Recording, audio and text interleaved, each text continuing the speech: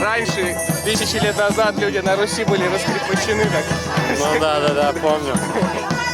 Тяжелые времена Да, были. да. А сегодня самые нужные времена. Все танцуют стоя. На прошлых выходных мы с Владом посетили одно необычное место. Это шаманский костер, своего рода проводы зимы. Здесь собрались люди в хорошем и веселом настроении, слушали тематическую музыку, пили горячий чай и глинтвейн, танцевали у костра и стучали в барабаны. Кстати, поиграть на барабанах и бонгах мог любой желающий, чем, собственно говоря, мы и занимались.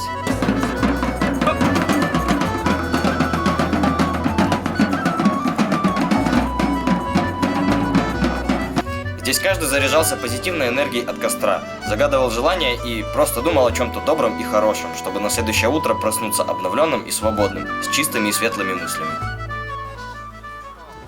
Мило, необычно, классно. Очень хочется стоять и думать, смотреть на костер, как ванилька. Вот. Но очень классно, мне понравилось. Семейная атмосфера, даже много людей, которых мы вообще абсолютно не знаем. Здесь как бы собрались такие друзья друзей. Но на самом деле очень здорово.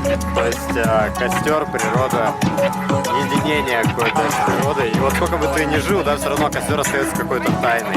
Изначально он был очень большим.